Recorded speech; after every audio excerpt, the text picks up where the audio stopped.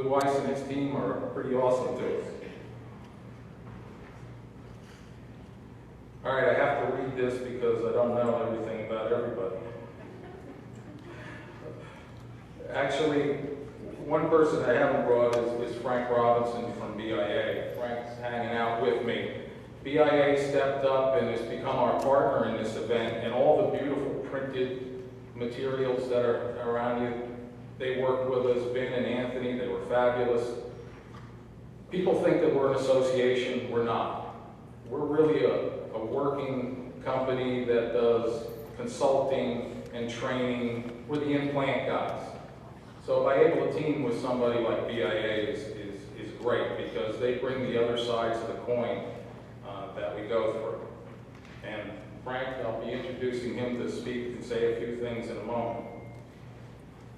I'd be remiss not to mention a few sponsors, Crow Haworth and Matt Redenti. Let me read their statement. Crow Haworth is a proud centerpiece sponsor of NJMEP's and NJBIA's annual Made in New Jersey event. It's one of the largest U.S. public accounting and consulting and technology firms and has over 70 years experience servicing the M&D sector. They connect deep industry and specialization and knowledge with innovation and technology. Dedicated professionals create value for our clients with integrity and objectivity. Crow invests in tomorrow because we know that smart decisions build lasting value for our clients. Crow is our centerpiece sponsor, and as I said, without these sponsors, we can't have this event and we can't invite people to come. So, appreciate you, Crow, very much. Our breakout sponsors are Transportation Insights. They'll also be doing, a good breakout session.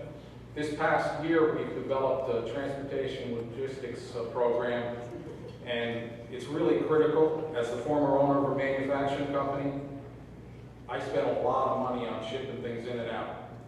And to have somebody like Transportation Insight, Rob Poole, and his team, would have been really great to know. So we've purposefully focused on that. We also have a great sponsor. Wants you to play with the robots. Yes, I'm an engineer. You got to go play with the robots. That's Knott's company. Used to buy a lot of their stuff, and now I get to play with the robots. Before we get really into we want to mention our platinum sponsor, who's been with us for several years and done great things with us, from Resnick, and John Bergoglio. Close. I'm just calling him Johnny B from Bergen. Johnny B, come on up.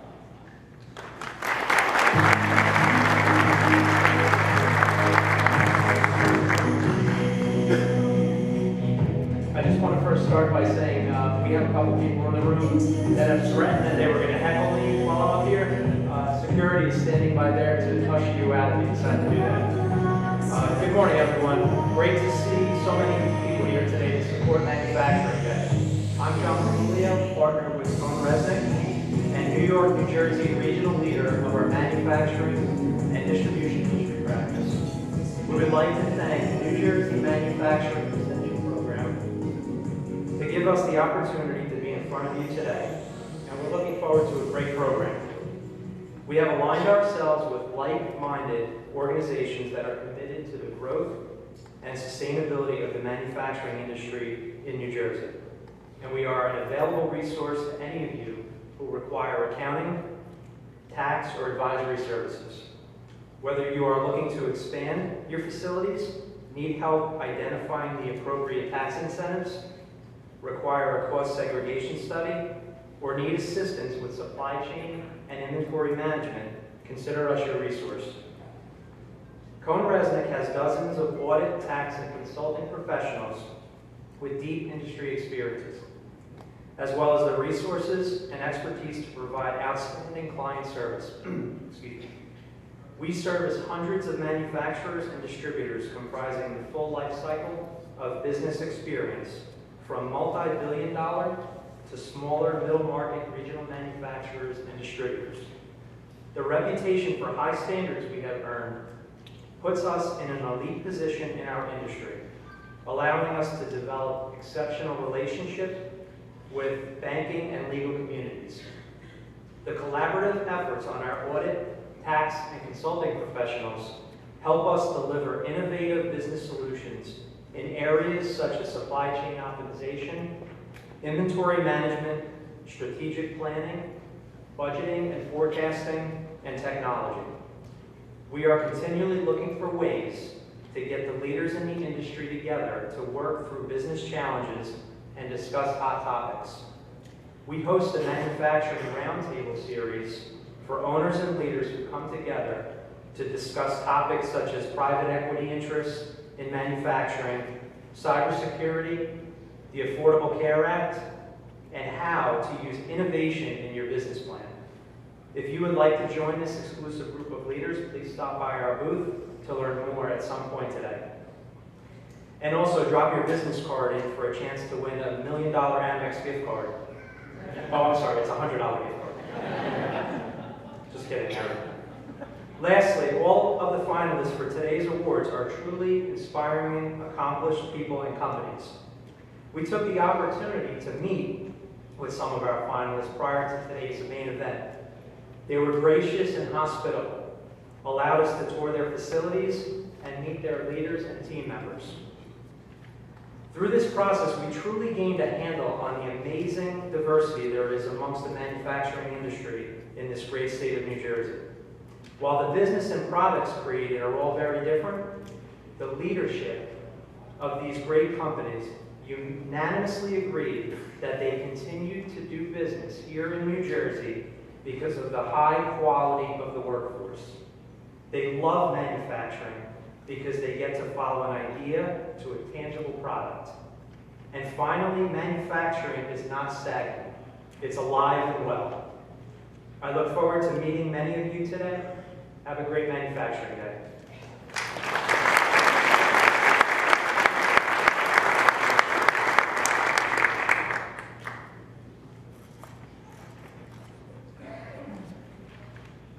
So many of you may not know where NJMEP came from, and we're part of the MEP, NIST MEP system out of Gaithersburg, Maryland, which is a connection with the U.S. Department of Commerce. We're not a government entity, but we work very closely with them, and we're very lucky as every year to have a few people with us. And just raise your hand. I know Beth Colbert and Marianne Caselli and a few others are here with us, and they're a great teammate for ours. Their entire focus is supporting manufacturing in 50 states plus Puerto Rico. When I was trying to consider what my opening remarks were going to be today, I've been thinking a lot about my mom. She would have been 94, her birthday just passed, she would have been 94. And while she was only a high school grad in many ways, she was the wisest person I ever met. And a lot of her statements to me over the years, some followed by a backhand to the head, but most of them were okay. They've all stuck with me, and they all pay a lot of pieces together for me in my job today and in working with manufacturers. First thing she always told me was pay attention. And she wasn't telling me to listen to other people or listen to the class or whatever. She was telling me to pay attention to what's going on around me. We might call that situational awareness, but Gene Kennedy just wanted you to pay attention. And it's paid off very well for me because in my career, whether it was school or whether it was sports, and later on as a business owner, paying attention made a lot of sense because you had to pay attention to the exterior of your business as well as the interior of your business. Taking this job 4 years ago added another facet to my job, which is working with the state and the federal government.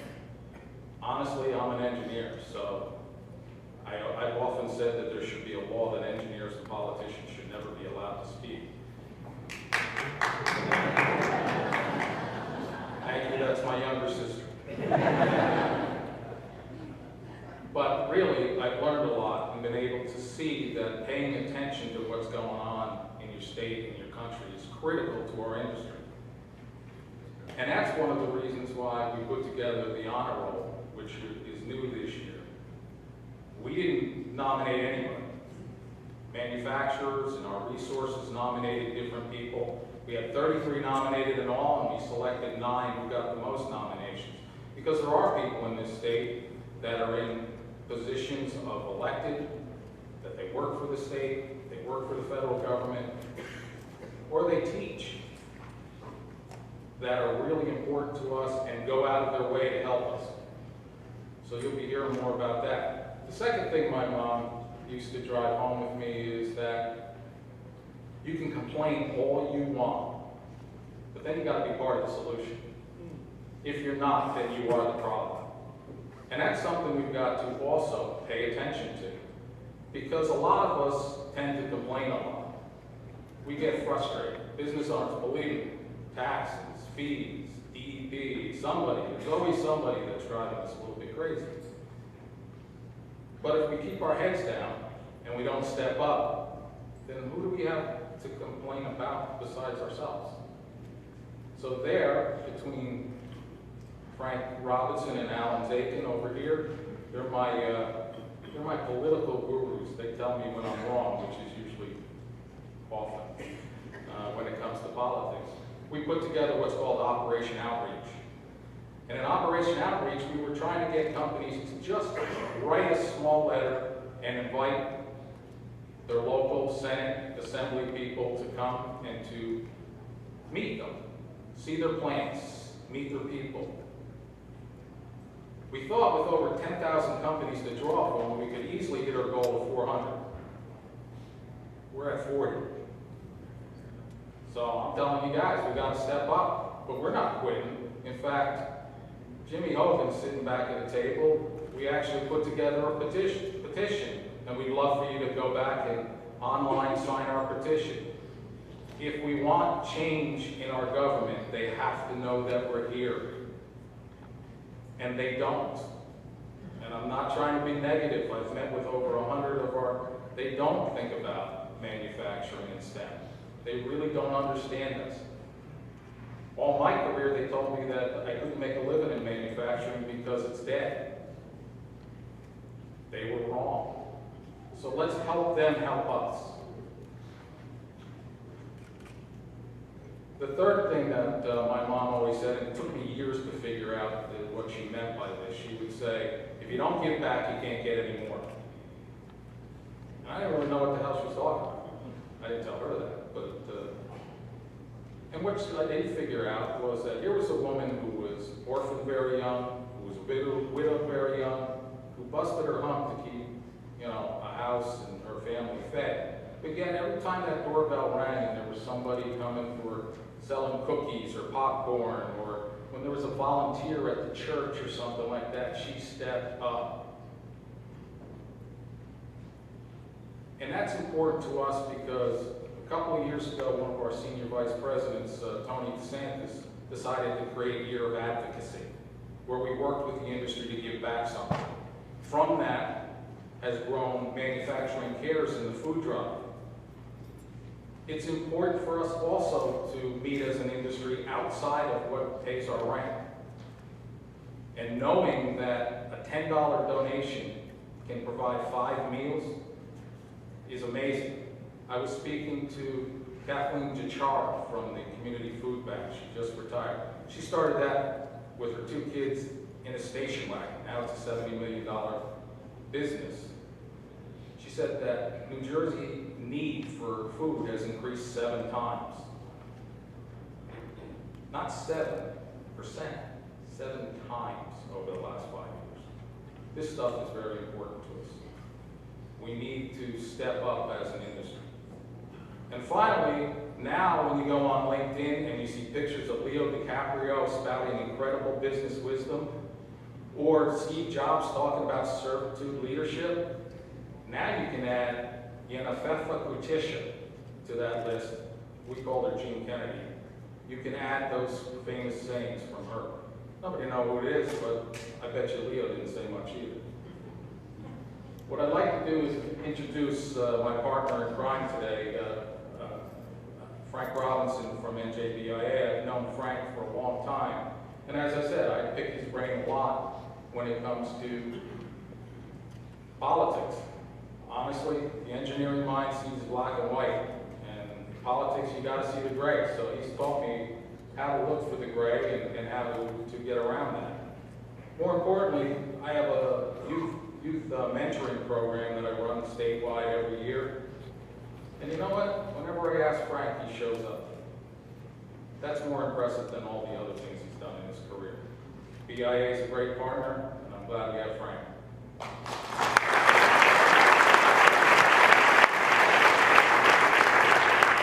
Thank you, John. I'm here today as the poor replacement for our President and CEO, Michelle Sikurka. So I bring greetings from Michelle. She is in the State House this morning, where you may have read in the paper there's a few things going on regarding taxes in the state of New Jersey. And so she felt she needed to be there, and so I'm her replacement. The New Jersey Business and Industry Association was founded 106 years ago as the Manufacturers Association of New Jersey. 3 years after that, in 1913, we founded the New Jersey Manufacturers Insurance Company, which I'm sure some of you may have heard of. And so we have our deep, deep roots in manufacturing here in New Jersey. And we're very, very proud and happy to partner with NJMEP, which is a tremendous organization that we do a lot of work with. And also with our magazine, New Jersey Business Magazine. We have Ben Schweiker, who's our publisher here, and Anthony Vierteri, who's our editor-in-chief. Just did a great job. You see that everyone's got a magazine on their seat. But I really wanted to thank John and especially Lenore for all the great work they did in putting together today. It's a great, great program. And we have a number of dignitaries with us, and we'll be introducing a number of them shortly. And I hope that you all stay around through lunch, because that's when we're going to do the bulk of our awarding of the winners of the Manufacturing Honor Roll. So I hope that you stay with us. But at BIA, we have recognized for many, many years the importance that manufacturing has to the state of New Jersey in terms of our economy, in terms of jobs, and just overall making the state of New Jersey a better place. We still have over 250,000 great manufacturing jobs in the state of New Jersey. And depending on who you talk to, there's 9, 10, or 11,000 manufacturing companies. And I'm glad that so many of you are here today. One of the things that we've worked on for quite some time is workforce development. And you're going to hear about that today from our members, and we have almost 3,000 or 4,000 manufacturers still as members of our association, is that you cannot find the right people for the right jobs. Jobs not only of today, but the jobs of tomorrow. And so we've spent a lot of time, especially with the educational institutions in the state of New Jersey, who are well represented today. NJIT is here, Rutgers University, the county colleges, work very, very hard in trying to put together educational programs that are not pie in the sky things, but the training young people for the jobs that you need to fill. And so we work on that every day. And one of the people that we're going to honor this morning has been very, very key in all of that. And in a little while, I'm going to introduce our Lieutenant Governor, who we are very, very happy and honored that she's joining us here today. And the administration, the current administration, and I've been involved on and off in Trenton, as John mentioned, it wasn't always politics, a little bit of policy too, for almost 40 years.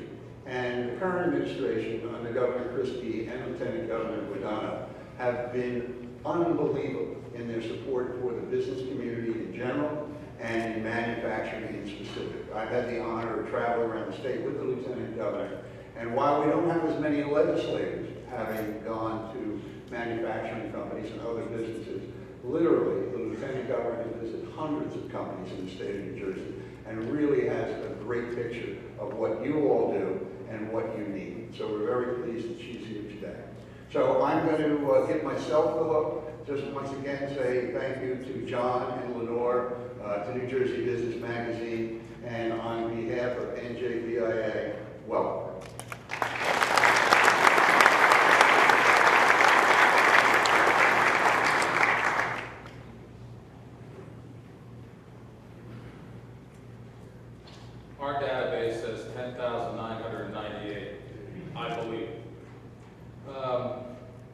I'd like to introduce a gentleman. Every year we try to bring in federal and state look.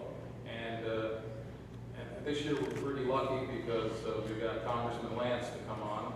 And that's important to me because he's another Jersey boy. I think he was Hunterdon County, not Morris County. But I can forgive him for that. But what I like about this man is not only you can look at his record and find out all the time he spent at the State House, all the time that his family has been. I believe he's third generation. But more important to me and the manufacturer of the state, when I have to go down to DC and meet, he always is there and always welcomes me and always makes time. Even if he's called to a vote, which he has been in the middle of something that we're talking about, he makes sure that the connection is made. We need his support, and we're thankful that we have it. Congressman?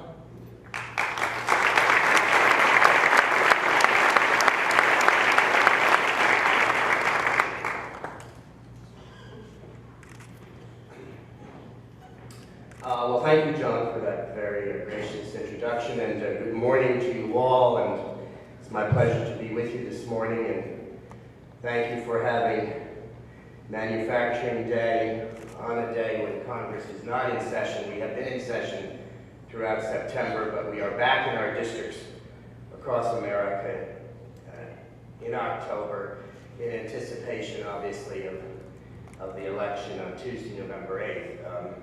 I point out that the election at the federal level, for those of us who serve in federal office, and for county and municipal levels of government here in New Jersey, that election will be held 4 weeks, 4 days, 11 hours, 20 minutes, and 18 seconds from now, but who is counting? It is always an honor for me to be in the presence of Lieutenant Governor Guadagno. No person of the 9 million residents of this state has done more for the business community, including the manufacturing community. No person more than Kim Guadagno, ladies and gentlemen.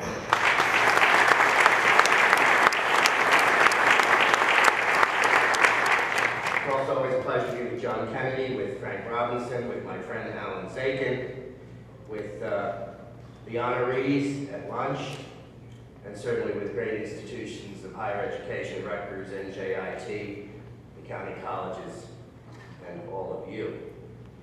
I'm pleased to join you and to be part of this National Manufacturing Day event.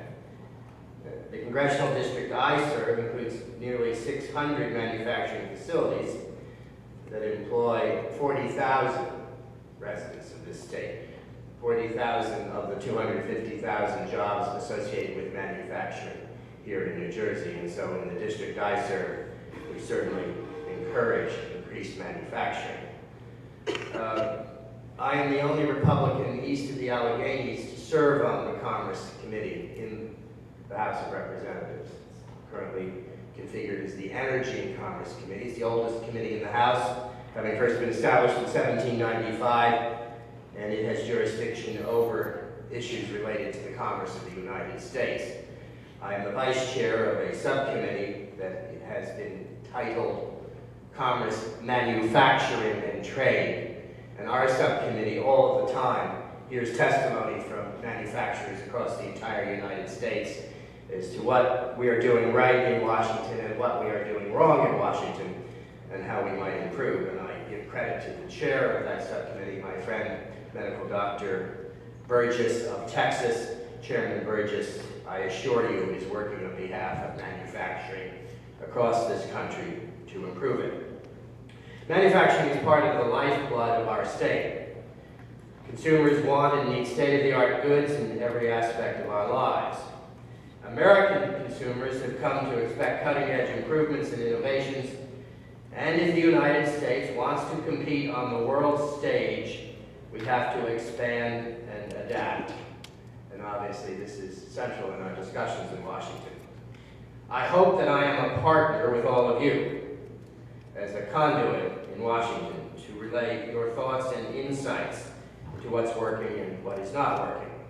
And I want you to know that I am interested in the tools that you need from from the public sector to boost success in the private sector. When we look around the world, we see international competition as well as volatility. We see emerging markets, the spread of the internet to new users, and to some extent instability in the US dollar and other currencies.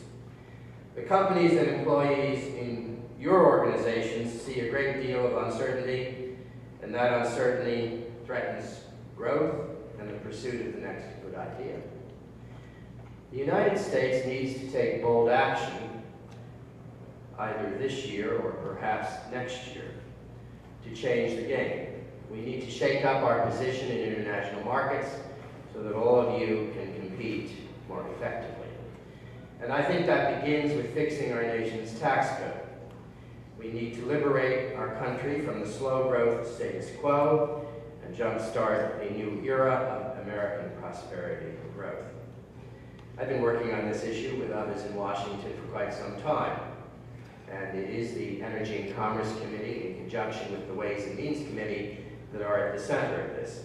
You're not allowed to be on both of those committees. There is great competition to be on either one of them. Mr. Pascrell of Passaic County is on Ways and Means, and Ways and Means and Energy and Commerce work closely together on these important issues. I think that we need fundamental tax reform. It starts with simplicity and fairness and builds into job growth, higher paychecks, and more take-home pay to encourage consumers to purchase your goods. Under the leadership of our new Speaker of the House of Representatives, my close friend Paul Ryan of the district in southern Wisconsin, Paul and his wife live in Janesville, Wisconsin, we have put a plan on the table. It starts by cutting America's 35% corporate income tax rate, the highest in the industrialized world, to a flat 20% rate. This would be the largest corporate rate reduction in United States history.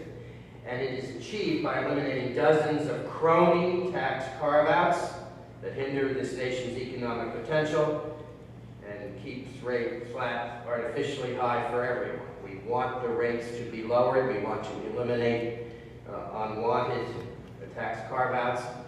And Speaker Ryan, who was, before he became Speaker, the chairman of the Ways and Means Committee, is placing this at the center of our agenda. Next, the blueprint dramatically levels the playing field for America's businesses by bringing the U.S. tax system more in line with those of our international competitors. In a change designed to strengthen our global competitiveness, American job creators will no longer be taxed both abroad and at home on the same income. We need to move to what is known as the territorial system of taxation, ladies and gentlemen. That system exists throughout the industrialized world, but it does not exist in the United States. And certainly, that would jumpstart the economy in part. And the Speaker's blueprint encourages American companies to bring home trillions of dollars of income that is currently stranded abroad. Funds that can be invested in U.S. communities to create jobs, increase wages, and to increase the size of American businesses. And because made in America products and services currently face a price disadvantage both at home and abroad, American exports will no longer be taxed and imports will no longer be subsidized. Competition will occur on price, on quality, and on service, rather than on tax regimes. Everyone in this room understands these principles, but our inside baseball tax code talk might get lost to many working Americans. I think, however, that working families will welcome our message: lower rates, deduction increases, and closing loopholes, so that all Americans pay their fair share, but no more than their fair share. More take-home pay for the American people, more goods manufactured by all in this room. I want every business here to be able to take advantage of full and immediate expensing on investments in new equipment and technology. This will be another historic first. The zero tax rate on new business investment is a vast departure from today's complex depreciation rules, which direct businesses to write off purchases over long and often arbitrary periods of time. Full and immediate expensing is widely recognized as one of the most pro-growth tax policies anywhere on earth. The ability to deduct the cost of capital investment immediately will help employers improve worker productivity and output, which in turn will create Main Street jobs. And with these savings, businesses across the country, including manufacturing, will have more freedom to expand, to hire new workers, and to increase wages. We have taken steps in the right direction, but more needs to be done. For example, earlier this year, the United States House of Representatives passed, with my strong support, H.R. 4923, the American Manufacturing Competitiveness Act. This bill reforms tariff and tax break systems to keep costs down across the board. I am proud to say that the President recently signed this bill into law. This is an example of bipartisan cooperation, and I am pleased that the committee on which I serve, Energy and Commerce, has more bipartisan cooperation than any other major entity in Washington. More bills reach the floor of the House from our committee than any other committee. More bills go over to the Senate and are passed in the Senate. And more bills from our committee are signed into law by the President of the United States than any other committee of either the House or Senate in the Congress of the United States. You all need some materials that may be in short supply in the United States. H.R. 4923 would reform the process that currently exists, where many of these resources are imported to the U.S. and are hit with a tariff. And you pay that tariff, and that, of course, is anti-competitive. According to our friends at the National Association of Manufacturers, this has resulted in an effective tax rate of $748 million, and the U.S. economy has seen a $1.875 billion loss as the result of this one provision alone. For far too long, American manufacturers have faced these hundreds of millions of dollars in unnecessary tariff costs. These costs have hindered domestic production, decreased investment, increased consumer prices, and hurt U.S. competitiveness in the global marketplace. It is time to level the playing field and put American companies that hire American workers on an equal footing with international competitors. I am pleased that the President has signed this measure into law. This action happens because of groups and meetings like this, and I have visited quite a few manufacturing sites in the district I represent. I have the honor of representing 75 municipalities in north central New Jersey, not only here in Somerset County, but in neighboring Union County, in Morris County, in Essex County, out in Warren County at our border in Phillipsburg, where I am visiting a manufacturing establishment next week, and in Hunterdon County, where my wife and I live. I want you to know that I believe that manufacturing is an essential part of the larger business whole, not only here in New Jersey, but across this entire nation. It is my honor to work with you as an advocate, my honor to serve on the Energy and Commerce Committee, my honor to be the vice chair of its subcommittee on commerce, manufacturing, and trade.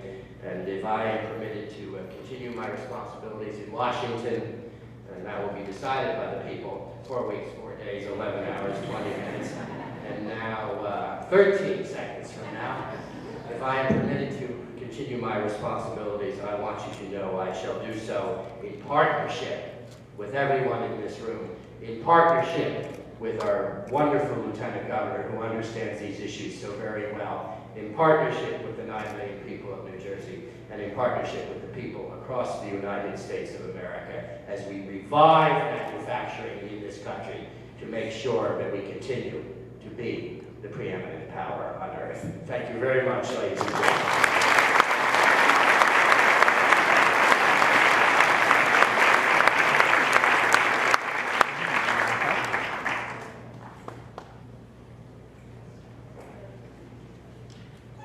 Thank you, Congressman. That was great. We really appreciate you joining today. Now, if I could have the Lieutenant Governor come up.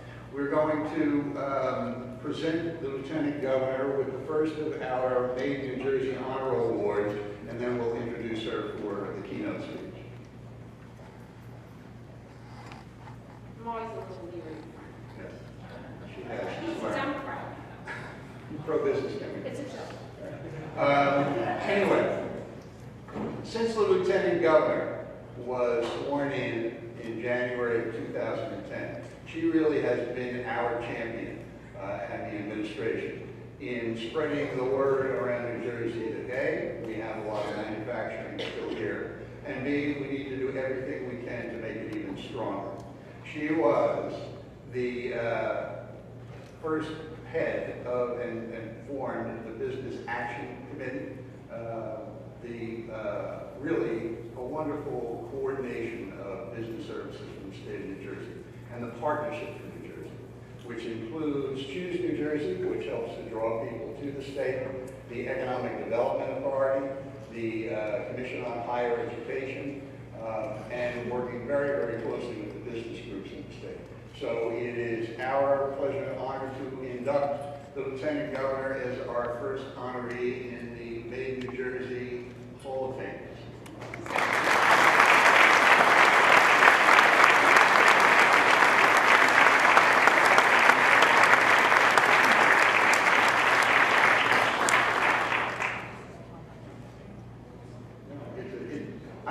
I have introduced the Lieutenant Governor a number of times, as she was alluded to, and I always ask her whether I do the long version, the middle version, or the short version. So I think so I don't get kicked by her, I'm going to do the middle version today. And the middle version is that Kim Guadagno has had long service of public service here in the state of New Jersey. She, and in government in general, she was an assistant U.S. attorney in that other state across the river in New York. She served as a local elected official in Monmouth Beach and Monmouth County. She was the first woman sheriff of Monmouth County, and I don't think she carries a gun anymore. And then New Jersey's first lieutenant governor. And as I just mentioned, she's done a tremendous job in her almost 7 years in that position. And we wish her all the luck in the world on anything that she may be doing beyond being lieutenant governor. And so I have said this before, and I think she takes a little umbrage at it, but ladies and gentlemen, the best lieutenant governor New Jersey has ever had.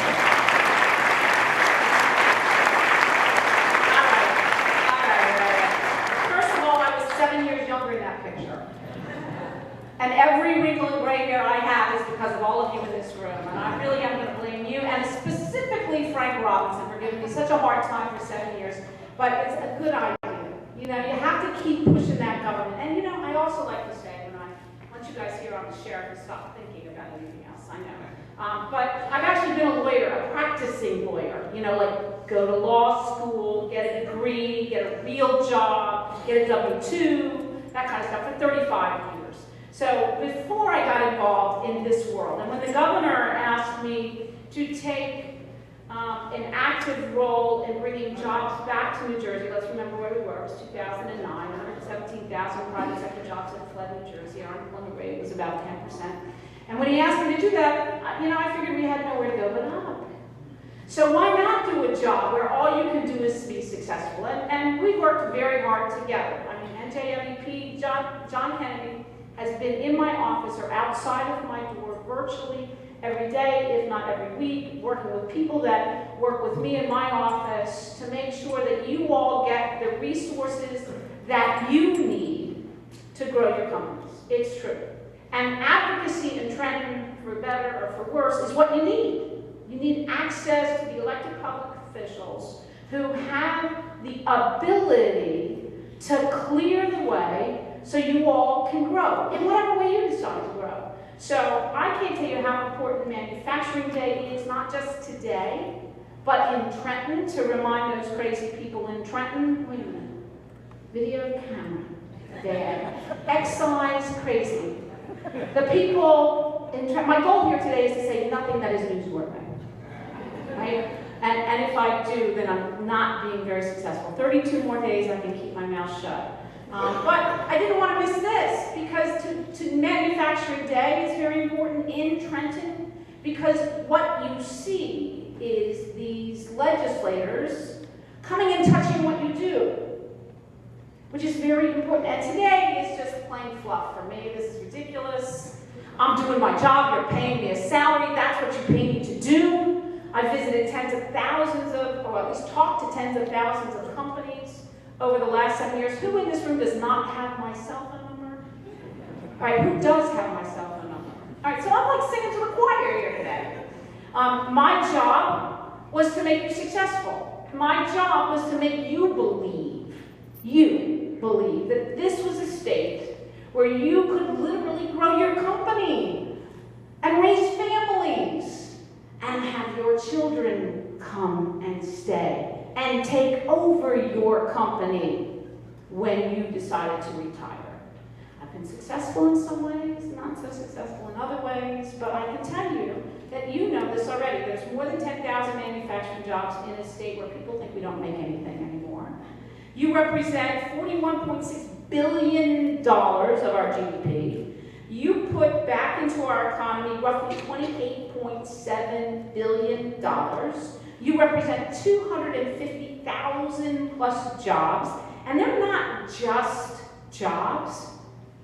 You pay on average the people who work in manufacturing in New Jersey $98,000 a year. That compares to the rest of the country, roughly 70 and change.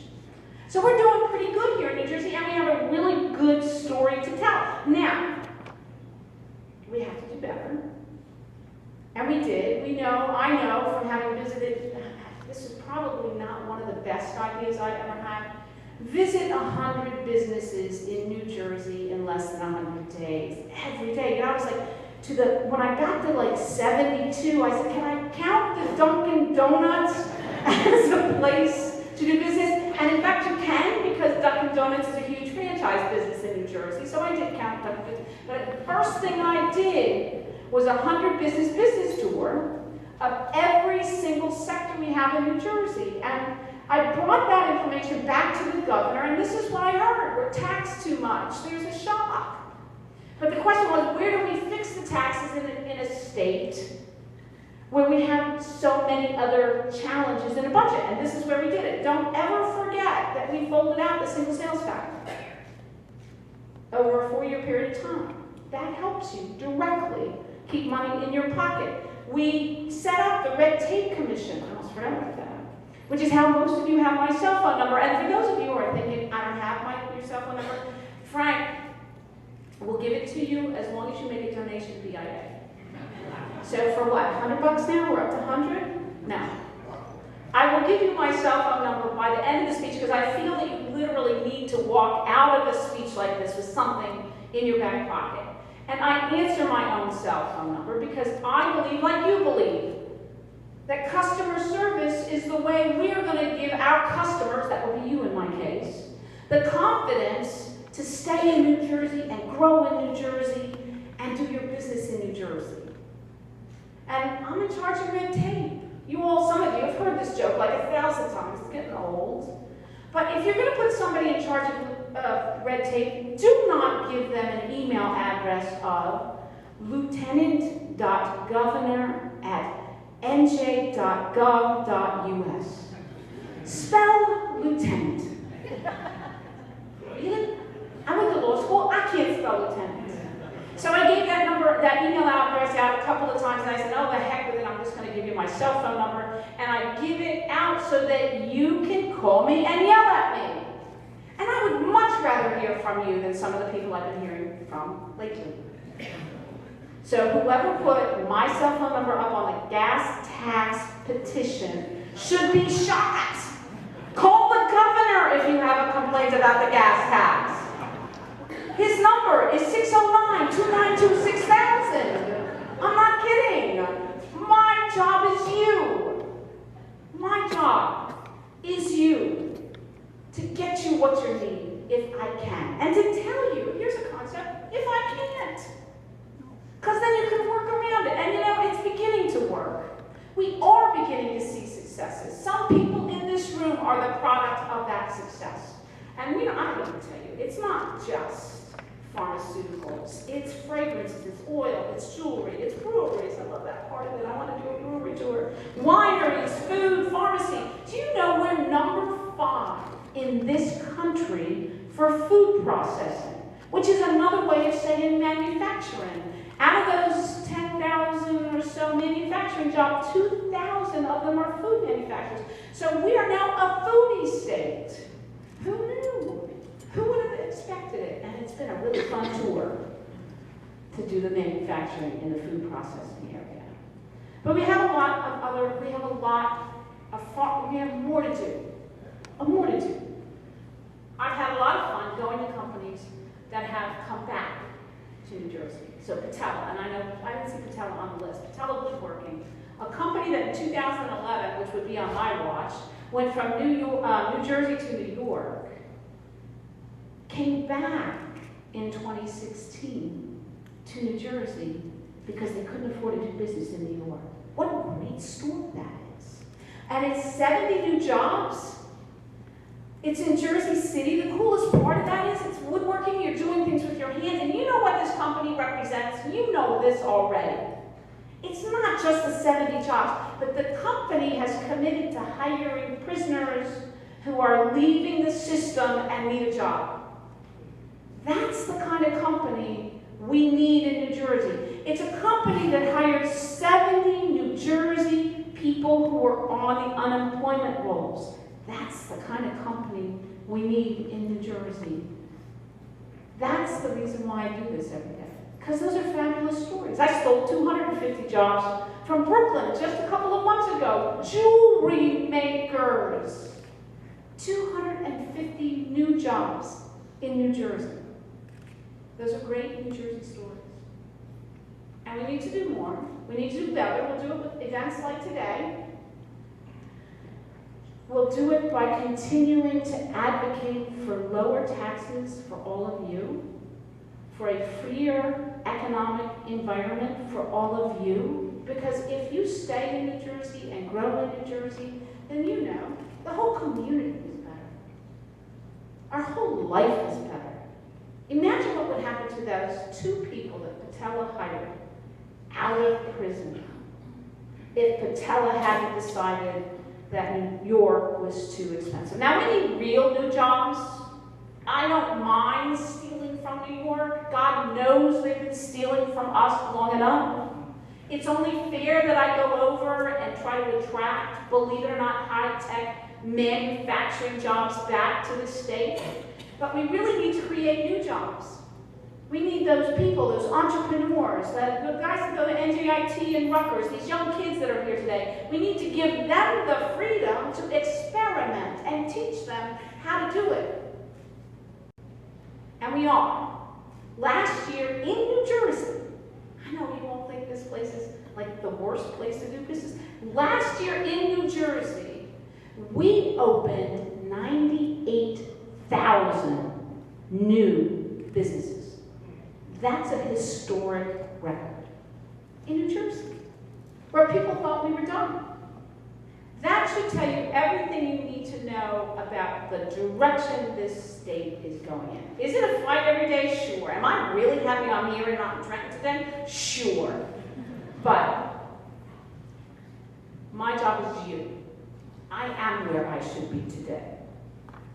So if we can continue to work together, and Frank mentioned the Partnership for Action, where we get it. We need to market New Jersey outside of New Jersey, to choose New Jersey. We need to bring higher education in so we can keep manufacturing in the place it belongs, which is in New Jersey, and normally higher ed and large businesses want that connection.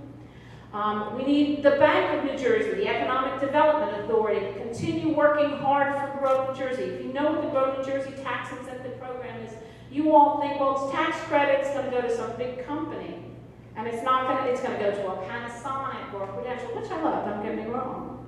But you should know that the Grow New Jersey tax credit program that was folded in a bipartisan way just 3 years ago, 44% of the applications for Grow New Jersey were manufacturing. So people are beginning to come alive again. People are beginning to believe that New Jersey, because of where it's located, because of its great relationship with higher education and K-12 education, by the way, and also because we are business friendly. You can pick up the phone and call the Lieutenant Governor of New Jersey and yell at her if he wants, that we really are open for business. We need to keep it that way. That's my small little pitch. Oh, you guys need more coffee. And the reason is this. Let me tell you, why is this so personal to me? Look back into your own lives. In 1973, which could give you some idea of how old I am, I was 13 years old and I lived in Flint, Michigan. And in 1973 in Flint, Michigan, they closed the Ford manufacturing plant. Now, my dad didn't work in the plant, but it resulted in 2 out of 3 people living in Flint, Michigan being out of a job. My dad relied on those people for his living. In 1973, at age 13, my dad was fired.